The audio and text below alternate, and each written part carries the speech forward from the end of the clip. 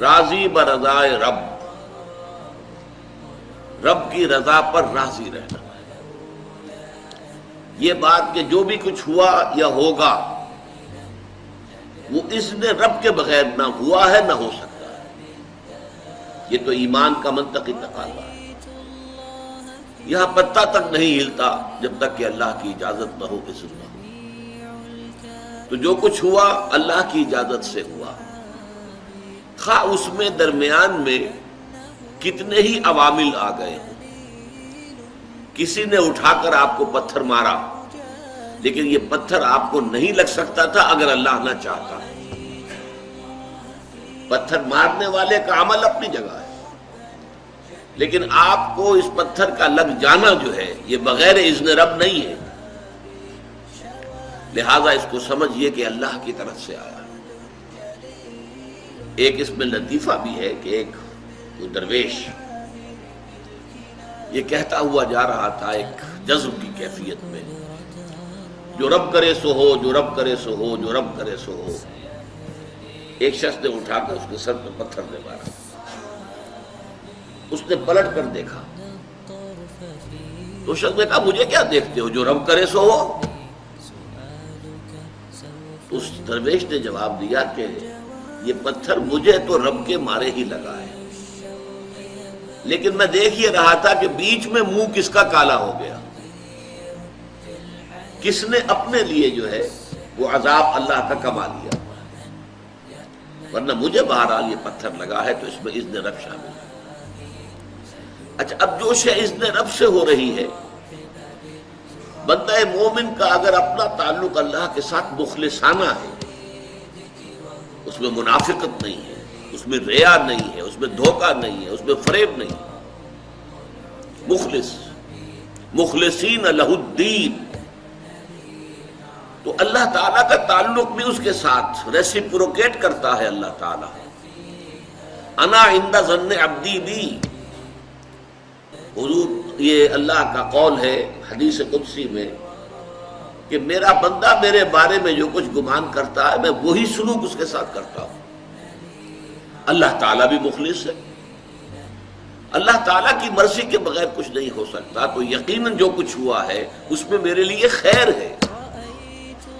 چاہے فوری طور پر مجھے ناگوار گزرا ہے، مجھے تکلیف ہوئی ہے، میرے لیے یہ شے جو ہے ناپسندیدہ ہے، لیکن ان دی لانگ رن مجھے یقین ہے کہ اس میں خیر ہے. بیدک الخیر انک علی کل شیء قدیر، اے اللہ تیرے ہاتھ میں خیر ہی خیر ہے، تو ہر چیز پر قادر ہے. اچھا، جو ہوگا وہ بھی اذن رب کے بغیر نہیں ہوگا.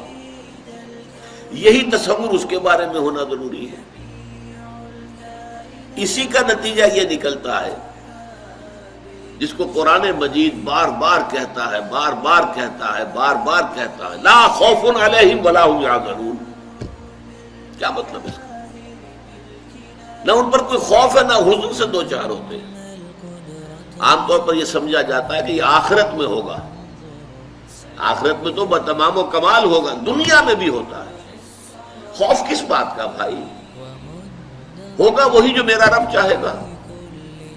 وہ میرا دوست ہے، میں اس کا ولی، وہ میرا ولی. الا ان اولیاء اللہ لا خوف علیہم ولا هم یحزنون. جو اللہ کے ولی ہوتے ہیں، اللہ کے دوست ہوتے ہیں، ان کے نہ کوئی خوف ہوتا نہ حزن ہوتا.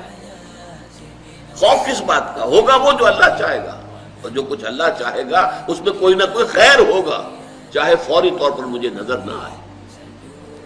قرآن کہتا ہے سورہ بقرہ میں عسیٰ ان تکرہوا شیئا وہو خیر لکم وعسیٰ ان تحبوا شیئا وہو شر لکم. عین ممکن ہے کہ تم کسی چیز کو ناپسند کرو درا حالے کہ اسی میں تمہارے لیے خیر ہو، اور عین ممکن ہے کہ تم کسی چیز کو پسند کرو درا حالے کہ اس میں تمہارے لیے شر ہو. اللہ یعلم وانتم لا تعلمون، اللہ جانتا ہے تم نہیں جانتے. تم افعال و اعمال و احوال و واقعات کے ظاہر کو دیکھتے ہو، اس سے متاثر ہو جاتے ہو. اس کے پردے میں کیا مشیت اذنی ہے، کیا ارادہ خداوندی ہے، اس کے پشت پر کیا چیز ہے جو اللہ تعالیٰ کو مطلوب ہے، یہ ہمیں نظر نہیں آتا. We are short sighted. ہماری نگاہ جو ہے بس کچھ دور تک جاتی ہے، اس سے آگے نہیں جاتی.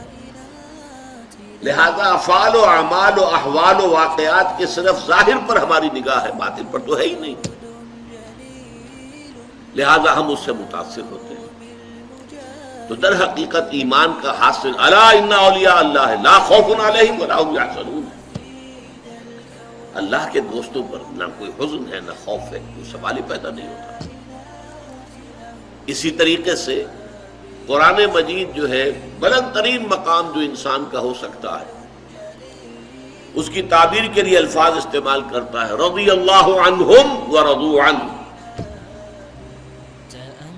اللہ ان سے راضی ہو گیا، وہ اللہ سے راضی ہو گئے. یہ باہمی رضامندی ہے، دو طرفہ اللہ کے ساتھ تعلق ہوتا ہے، دو طرفہ تعلق ہوتا ہے. تم اللہ سے محبت کرو گے، اللہ تم سے محبت کرے گا. تم اللہ کے ساتھ مخلص ہوگے، اللہ تعالیٰ تمہیں واقعتاً اپنا مخلص بندہ بنا لے گا. تم اللہ کی طرف چل کر آؤ گے، اللہ تمہاری طرف دوڑ کر آئے گا. تم بارش بڑھاؤ گے، اللہ ہاتھ بڑھائے گا. تم اسے محفل میں یاد کرو گے، اللہ اس سے کہیں بہتر محفل میں تمہارا تذکرہ کرے گا، ملائکہ مقربین کی محفل میں. تم اللہ کو اپنے دل میں یاد کرو گے، اللہ اپنے جی میں تمہیں یاد کرے گا. یہ دو طرفہ معاملہ ہے. تم اللہ کی مدد کرو گے، اللہ تمہاری مدد کرے گا. ان تنصروا اللہ ینصرکم ویثبت اقدامکم. اگر تم اللہ کی مدد کرو گے، اللہ کی مدد سے مراد کیا؟ اللہ کے دین کی مدد، اس کی نصرت. اللہ تمہاری مدد کرے گا. یہ رضی اللہ عنہم ورضوا عنہ سورہ مائدہ میں بھی آ رہا ہے، سورہ توبہ میں، سورہ مجادلہ میں، سورہ بینہ میں 4 مرتبہ ہے.